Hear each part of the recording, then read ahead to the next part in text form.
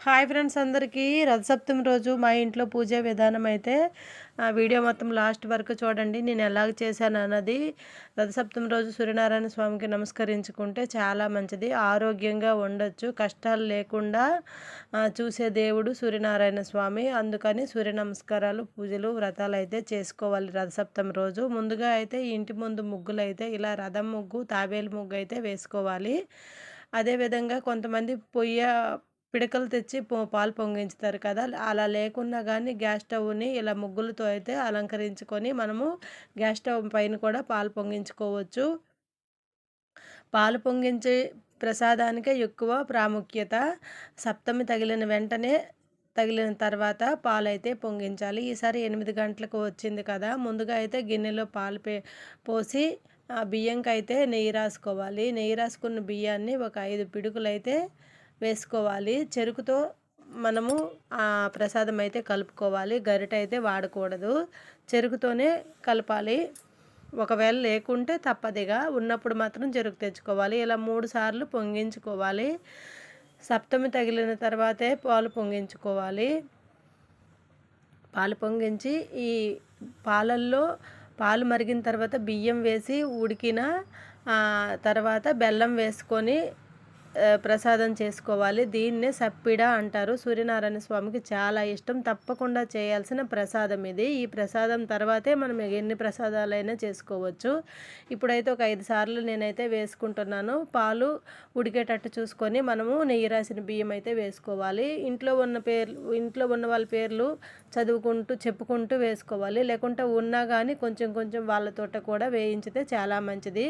ఆరోగ్యంగా ఉండడం కోసమైతే సూర్యనారాయణ స్వామి పూజలు అయితే చేసుకుంటాము. ఇలా అడుగు పట్టకుండా ఇలా కలిపేసుకోవాలి చెరుకుతో. పొద్దున్న స్నానం చేసేటప్పుడు జిల్లేడు ఆకులు 7, రేగి ఆకులు 7 వేసి స్నానం చేసుకోవాలి. స్నానం చేసుకుంటే మనకి స్కిన్ పైన ఉన్న ఎలర్జీ అంతా పోతుందంటారు. నేనైతే పైన దేవుడు చేయడానికి రథం అయితే రెడీ చేసుకున్నాను. రథం వీడియో కూడా అప్లోడ్ చేశాను, ఇంట్రెస్ట్ ఉంటే చూడండి. ఇలా అన్నం ఉడికిన తర్వాత అయితే బెల్లం వేసుకోవాలి. ఫస్ట్ పాలు వేసేసిన తర్వాత బెల్లం వేయొద్దు. అప్పుడు మనకు ప్రసాదం అనేది ఇరిగిపోతుంది, చక్కగా రాదు. పాలు వేసిన తర్వాత బెల్లం వేస్తే ఇరిగిపోద్ది, ఇరగకూడదు కదా. అందుకని అన్నం ఉడికిన తర్వాతే బెల్లం వేసుకోవాలి. బెల్లమన్నంలా కాకుండా ఇలా మొత్తం దగ్గరకు అయ్యేటట్టు చూసుకొని పొడిగా ఉండేటట్టు చూసుకోవాలి. దీనికి ప్రసాదం సప్పిడి ప్రసాదం అంటారు. అదేవిధంగా సూర్యనారాయణ స్వామిని ఊరేగించడానికి మన ఇంటికి వచ్చి కూర్చున్నాడు అనుకోవడానికి ఇలా రేగిపండు బండి అయితే చేసుకోవాలి. పొద్దున్నే ఇంట్లో పూజ చేసుకున్నాను. సూర్యనారాయణ స్వామి దగ్గర దీపాలు వెలిగించి ప్రసాదాలు పెట్టి నమస్కరించుకున్నాను. అనంతరం పూజ అయిన తర్వాత గుమ్మం బయటైనా లేకుంటే మేడ పైన సూర్యనారాయణ స్వామి మనకు కనిపించేటట్టు చూసుకొని పూజ అయితే మనం చేసుకోవాలి. ఇంట్లో చేసుకుంటే మామూలు పూజ అవుతుంది. సూర్యనారాయణ స్వామిని చేయాలి అంటే బయటనే చేసుకోవాలి.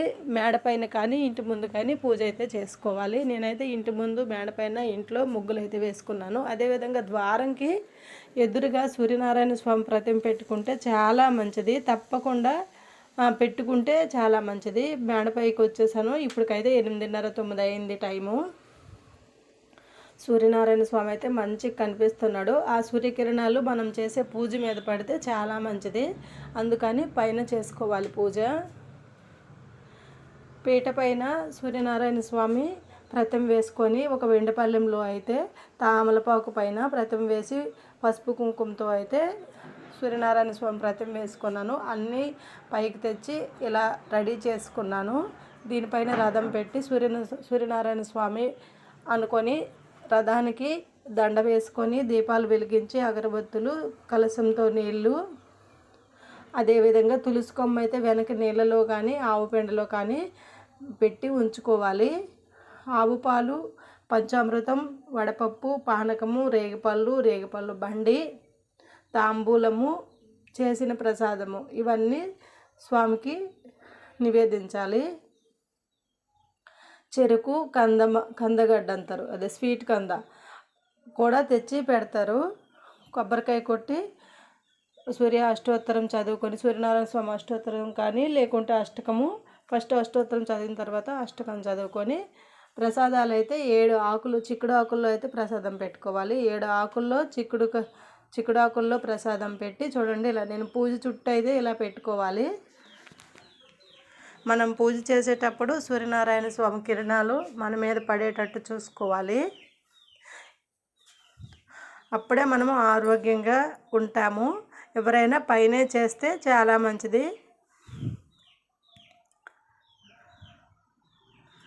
నాకు తెలిసే విధంగా అయితే నేను పూజ చేసుకున్నాను. మీరు ఎలా చేస్తారనేది అయితే కామెంట్ చేయండి. తప్పకుండా వీడియోకి అయితే ఒక లైక్ చేయండి. ఇప్పుడైతే నేను అష్టోత్తరం చదువుకుంటున్నాను. అష్టోత్తరం చదువుకున్న తర్వాత సూర్య అష్టకం విని సూర్య నమస్కారం చేసుకొని హారతి ఇచ్చేయడమే పూజ అయిపోయినట్టే.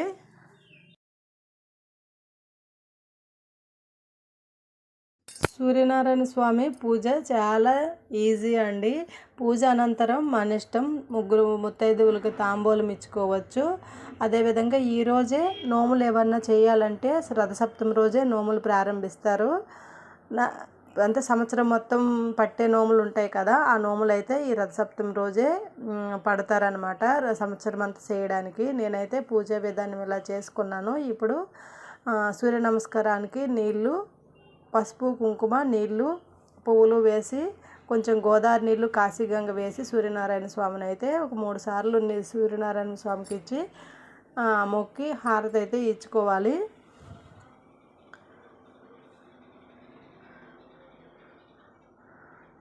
హారతి ఇచ్చుకున్న తర్వాత నమస్కరించి సూర్యనారాయణ స్వామి దగ్గర బొట్టు పెట్టి ఆయురారోగ్యాలతో ఉండాలని, ఆరోగ్యంగా ఉండాలని కోరుకొని నమస్కరించుకోవాలి.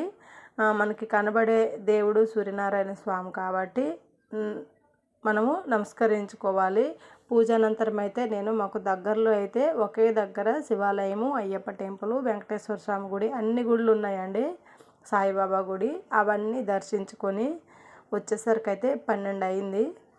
వెంకటేశ్వర స్వామి గుడి, శివాలయం పక్కన ఉంది అయ్యప్ప టెంపుల్, అన్ని గుళ్ళకైతే దర్శించుకున్నాను. ఓకేనండి, మా ఈ విధంగా జరుపుకున్నాను. ఈ వీడియో కనుక నచ్చితే లైక్ చేయండి. తప్పులు ఏమైనా ఉంటే క్షమించండి. నాకు తెలిసే విధంగా అయితే చేశాను. Thanks for watching.